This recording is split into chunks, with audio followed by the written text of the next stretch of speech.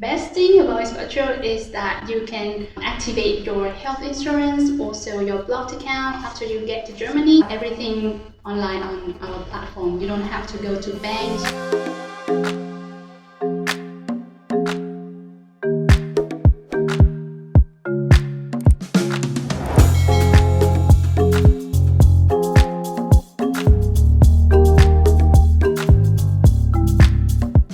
Hey guys, welcome once more. Today I'm with a friend of mine that we met some years back. So how are you today? Hi Mike, thank you for having me today. I'm great. Hi guys, my name is Hua. I'm actually a master's student here in Germany at the moment. I'm writing my master thesis. I moved to Germany 4 years ago. Also, I'm working as a working student at Expatrio, a German company. So actually working at Expatrio, we are developing a platform to help students apply directly to the university. So basically we were working with private and public university at the moment to ease the process for international students. So they can just apply via us and then they can get either rejections or admission letter from university directly. So if a student comes now to the platform, what can they expect to see? Like, how is that different from Uni-Assist? What does Expatrio do exactly? So Expatrio take care of you already when you're looking for study program. For example, if you want to study in English, basically we are supporting program in English mainly at the moment. You can choose the courses. You can also test yourself if you are eligible to start the course directly, or you need kind of like student colleague preparation course. Test yourself. How do you test yourself? You can just answer some quiz. Yeah. And does the student have to pay anything for this? Students don't have to pay anything at the moment. We will support them to apply for 50 programs for free. 50. Can you tell me the most common programs on this platform that students can apply through? So many programs. And they are all English? They are all in English. Study programs, exactly. So if I am a student right now and then I'm looking for a study program and I stumble on the Expatrio platform to send my application, what can I expect? So I log in and then I answer those questions, then I send my documents through Expatrio to the school. How about authentication of documents? Would I have to do this? Expatrio will get in contact with you via emails, and then we will direct you on how to the go next about step. And do I also have to send some document via post to the school, to Expatrio, or anything like this? At the moment, no.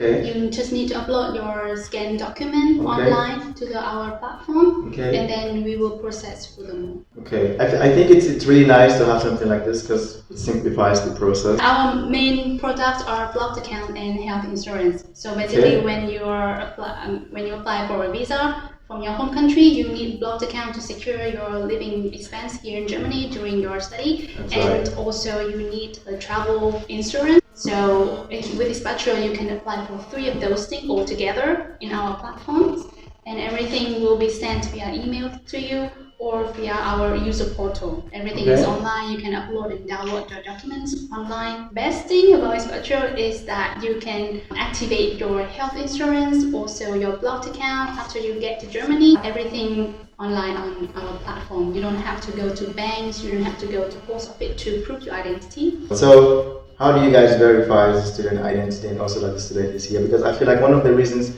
of having this blocked account is to make sure that the student actually arrives in Germany, and then before they have access to the money, and also that you get only a specific amount of money every month. I think currently like 860 euros. Yeah. You guys also take care euros. I forgot the 1 euros. Thank you. It's very important. Otherwise, the foreign office will issue your visa. Yeah, that's true. So 3 packages. So the application, the blocked account, and then the health insurance. Any other thing? We also support students to find their accommodations, finding jobs, and learn German in our platform. Yeah, exactly. Talking about jobs, Irving, did you work while studying? Yeah, my time was a bit more complicated. But I did a job as well. I had to find went through my friends, of course. I've learned of a place where I could work in a call center. It's a stressful job. Sometimes we always had to work with American time, so we had to go there and kind of do an overnight shift. Go there at 10 or 9 and just leave at 4 in the morning. So, but how are you able to manage your studies with Were you like studying and working at the same time, or? With this, it was quite flexible because like every survey was more like a timed gig, so to say. So like, usually sometimes there's a lot of things going on, so you can just choose which one you want to work on. And if sometimes you get like a job in the UK, then it's easy. It's in the same time zone, so you can just pick up. They're usually like an open office, so you just pick up your own time after classes or so. You go there, do your 3-4 hours for the day. Yeah.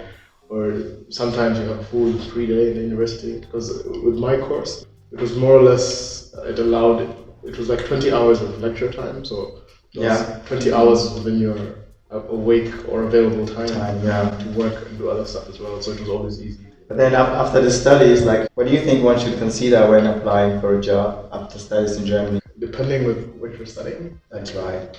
With what I was studying, and if you're really going to like a Hochschule, then you always have to do a mandatory internship.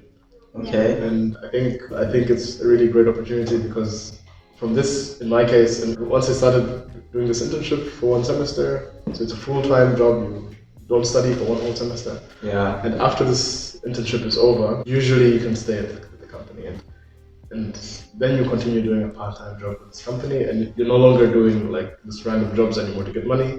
Now you're doing professional work based on your actual qualification. It gives you a bit of an edge. Well, so you're going to finish your master's studies soon. Yeah.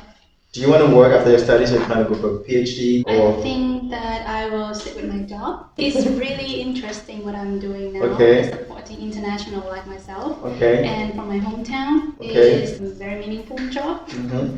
I really like it. That's nice. Generally speaking, an employer will take you if they see that you have what they're looking for. So the experience counts, but I think even what more counts is how you as an individual present yourself. So how do you apply for the job? Give an example. During my time when I was applying for jobs, what I would do is this: I would call first and foremost. So I would call the company and then I would say, I am blah blah blah, and I looked up your company. I think most times they had no open jobs really, and I just want to find out what's going on in the company.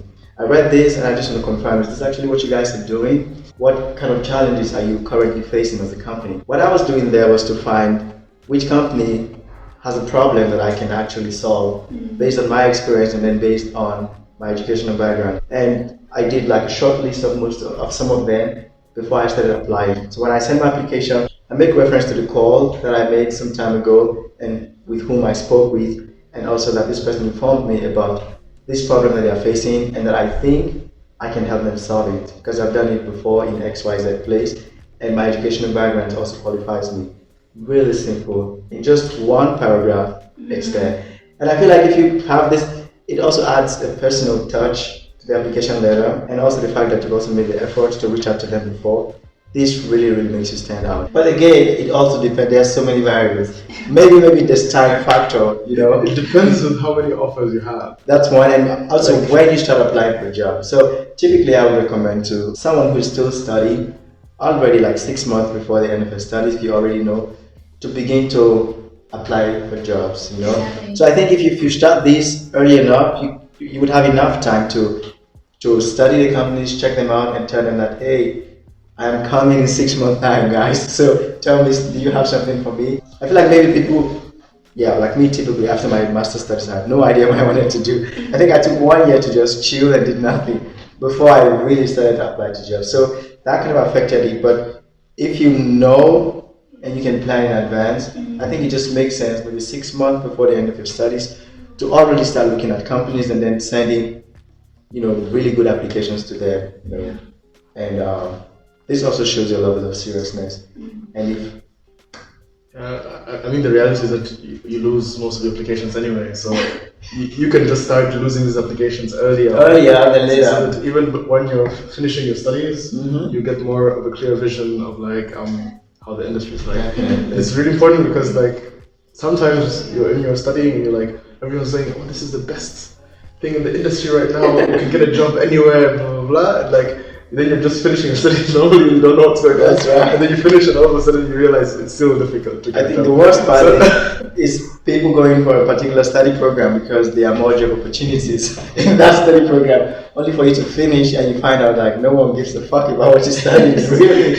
Yeah, because they have a problem, can you solve it? If what you studied can help you solve it, great. But if not, it just does not make any sense. Okay, thank you guys so very much for this. Thank you so much. Our primary products are blocked account and private. Sorry, can you please cut this?